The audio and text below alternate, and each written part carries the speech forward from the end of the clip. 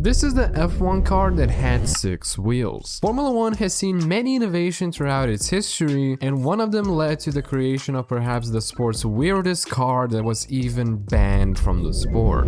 But why? The Tyrrell P34 was a racing car designed by Derek Gardner, which competed in the 1976 and 77 Formula 1 World Championships, alongside legendary beauty cars such as the 312T Ferrari and the Lotus 77. The car earned an incredibly respectable third position in the 1976 season's constructors with its 6-speed transmission and a 3-liter V8 Cosworth engine that just sounded so angelic, like it's Joji during October. While the car competed in the 76 and 77 championships, Derek started designing the P34 in 1975, and it was all because of one main problem. At that time, the maximum width allowed of a front wing was 1.5 meters, which meant that the front tires would have to be above and out to the sides of the wing. This implied that the front tires would increase drag onto the car, which would create a bigger surface area for drag to slow it down. This affected the top speed, and for the 1970s of F1, this meant some pretty bad news because a lot of circuits had some hefty long straights back then. They didn't have the Singapore Grand Prix back then, that's essentially what I'm saying. Next to this rule was another problem, and it was that pretty much every single car on the grid except for Ferrari had the same 3-liter V8 Cosworth engine, making most of the grids somewhat equal. And all of this led Derek to a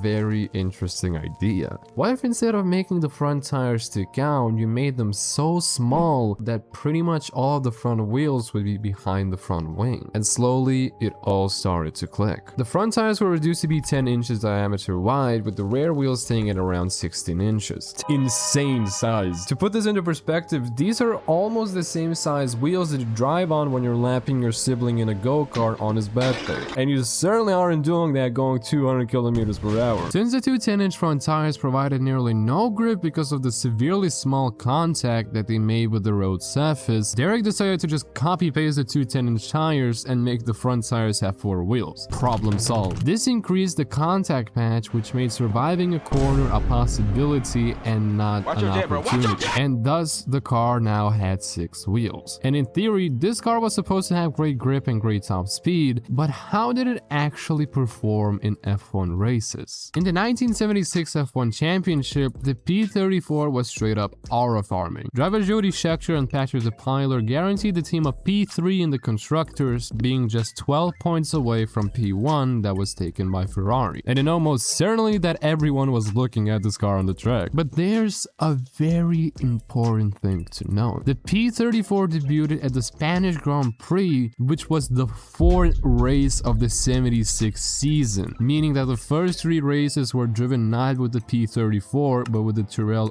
007, and it still got P3.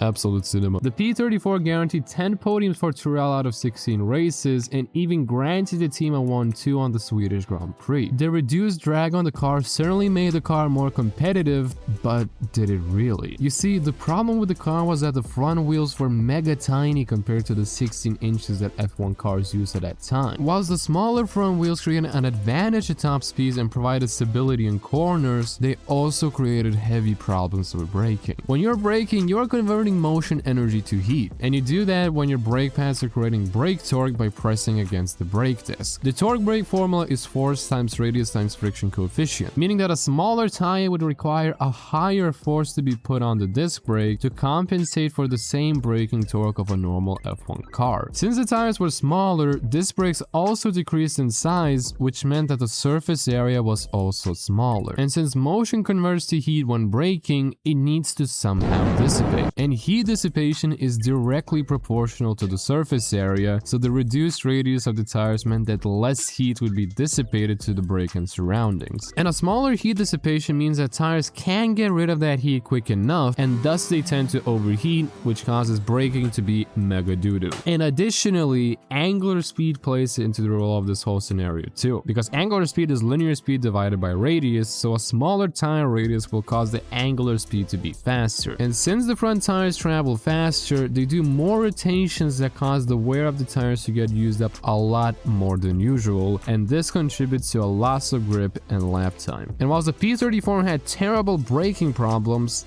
things got even worse. For the 1977 championship, the car was redesigned for better handling, but the redesign was actually doo-doo because it added more weight to the car and made it wider, which pretty much made the front tire advantage gone with the reduction of aero. So more weight would cause the kinetic energy to increase, and brake overheating was now an even bigger issue. On top of that, the car got its 10-inch tires from Goodyear, and after the 77 F1 championship, where Tyrrell finished 5th, Goodyear just said, nah, we're good.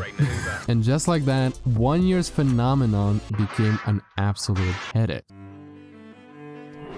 So Tyrrell stepped away from the 6-wheel car design, and Tyrrell went on to race in Formula 1 with the Tyrrell 008 in 1978, which was a wise move as other teams such as Lotus with their Lotus 77 started to catch on to the ground effect, which utilized pressure differences to generate more downforce throughout corners and speeds. And additionally, the FIA decided to officially put an end to the 6-wheel car designs and had banned any cars with more than 4 tires from participating in races from 1983. Which was mainly done to ensure safety and to standardize designs of the F1 cars. And with that, the Tyrrell P34 ended its short yet impactful F1 journey and became one of the most recognizable motorsport cars in the world, even more than 45 years later. What do you think about the car? Do you think it was a good idea or not? Let me know in the comments below. But whilst you now know about the F1 6-wheel car, do you know how much an F1 car costs? Well, you can find it out by clicking this video.